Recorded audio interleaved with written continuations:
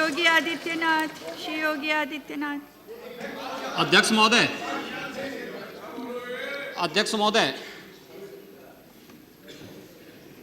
माननीय श्री मुलायम सिंह जी ने अभी जो बात यहाँ पर कही है और मुझे अच्छा लगा कि लालू जी आज उनका समर्थन कर रहे हैं। प्रधानमंत्री के लिए भले ही उन्होंने समर्थन न किया हो, लेकिन आज समर्थन कर रहे हैं, पता नहीं किस बात के लिए। लेकिन मैं आपके माध्यम से पूरे सदन का ध्यान आकर्षित करना चाहता हूं उन मुद्दों की ओर जो आज भी सदन की मर्यादा के विरुद्ध यहाँ पर बातें हो रही हैं और किस प्रकार से गुमराह किया जा रहा पूरे देश को। अयोध्या में 3 प्रकार की परिक्रमाएं होती हैं, पंचकोसी, 14 कोसी और 84 कोसी। और महोदय, उसी परंपरा के अनुसार 84 कोसी परिक्रमा देश के संतों ने प्रयागराज महाकुंभ के अवसर पर 10,000 संतों ने वहां पर तय किया था और उसी के अनुसार परिक्रमा का यात्रा का कार्यक्रम तय हुआ था। महोदया, मैं स्पष्ट कर देना चाहता हूं कि अयोध्या में श्री राम जन्मभूमि, जिस पर माननीय उच्चतम न्यायालय ने इलाहाबाद उच्च न्यायालय की खंडपीठ के निर्णय के बाद स्थगन आदेश दिया है, उससे 25-30 किलोमीटर दूर बस्ती जनपद के मखोड़ा नामक स्थान से, जहां पर महाराज दशरथ ने पुत्रेष्टि यज्ञ किया था, उस स्थान से इस परिक्रमा यात्रा को प्रारंभ होना था और विशुद्ध धार्मिक यात्रा थी। इसमें किसी राजनीतिक दल का कोई हस्तक्षेप नहीं था।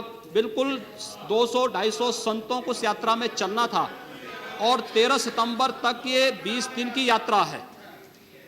लेकिन जिस प्रकार से धार्मिक स्वतंत्रता के मौलिक अधिकार पर उत्तर प्रदेश सरकार ने प्रहार किया है, महोदय, पहली बार देखने को मिला है कि लगभग 2000 से अधिक संतों को गिरफ्तार किया गया है और पूरी तरह अपमानित किया गया है। यहां तक कि अयोध्या जी में सरयू जी का स्नान करने वाले जो संत ऐसे हैं जो केवल सरयू जी का स्नान करते हैं, उसी का जल का ग्रहण करते हैं, उन्हें वहां सरयू जी का पूजन नहीं करने दिया गया, स्नान नहीं करने दिया गया, जबरन उठा करके बंद कर दिया गया, उन पर लाठियां चलाई गई हैं, पूरी तरीके से अपमानित करके। सबसे पहले तो सरकार ने हमारे संवैधानिक और मौलिक अधिकारों का हनन किया है। दूसरा, जहां तक स्थगन आदेश की बात है, मैं याद दिलाना चाहूंगा, इस देश के अंदर सेकुलरिज्म के नाम पर राजनीति करने वाले उन सभी दलों को 1994 में कांग्रेस नेतृत्व की ही सरकार ने सुप्रीम कोर्ट में एक शपथ पत्र दिया था और ये कहा था कि अगर तय हो जाएगा कि अयोध्या में विवादित जो ढांचा था, वह ढांचा किसी हिंदू मंदिर या स्मारक को तोड़ करके बनाया गया है, तो हिंदू भावनाओं के अनुरूप कार्य होगा। आखिर यह साबित हो चुका है। अयोध्या में 30 सितंबर 2010 को इलाहाबाद उच्च न्यायालय की लखनऊ खंडपीठ की पूर्ण पीठ ने जो फैसला दिया है, उसमें तीनों जजेस ने एक स्वर से कहा है कि विवादित भूमि ही राम जन्मभूमि है और जब विवादित भूमि राम जन्मभूमि है तो फिर उसके लिए कानून बनाने की मांग इस देश का संत समाज कर रहा है, कोई पाप नहीं कर रहा है। हम अपने हक को मांग रहे हैं और हम यही मांग कर रहे हैं कि अयोध्या में राम जन्मभूमि पर भव्य मंदिर का निर्माण होना चाहिए, कानून इस सरकार को लाना चाहिए, क्योंकि सुप्रीम कोर्ट में शपथ पत्र कांग्रेस नेतृत्व की सरकार ने उस समय दाखिल किया था और उसी क्रम में हम मांग कर रहे हैं। और संतों को उनके हकों से वंचित किया जा रहा है, उनके धार्मिक यात्रा को प्रतिबंधित किया जा रहा है, उन्हें अपमानित किया जा रहा है। और किस समाजवाद की बात मुलायम सिंह जी कर रहे हैं, किस संविधान की बात कर रहे हैं? ये समाजवाद है। स्वयं राष्ट्रीय अध्यक्ष हैं, इनके 2 भाई महासचिव हैं, इनका पुत्र प्रदेश अध्यक्ष है।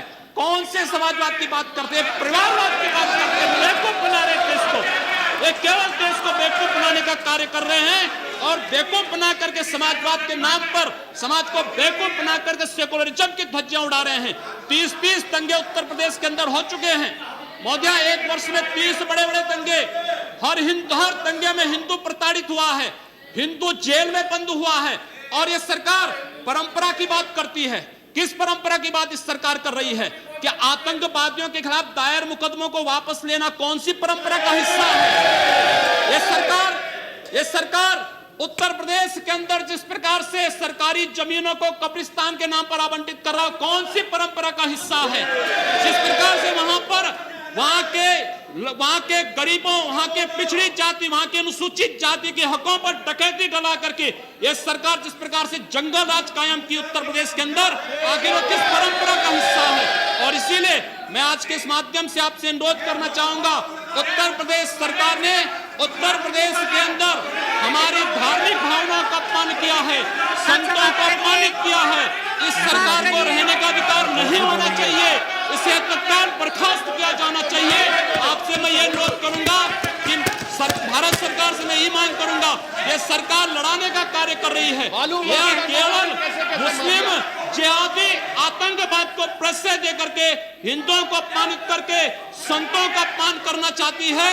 और इसीलिए 84 कोसी परिक्रमा को इसने रोका है। महोदया, जितनी फोर्स वहां लगाई गई अब समाप्त उसका करिए। दशांश भी, महोदया, उसका केवल दशांश भी केवल सुरक्षा के लिए देखी 200-250 संत अपनी धार्मिक यात्रा को शांतिपूर्ण ढंग से निकालते। इस सरकार ने यात्रा पर रोक लगा करके उत्तर प्रदेश के अंदर 10 करोड़ लोगों को पीड़ित किया है, अपमानित किया है, उनको परेशान किया है।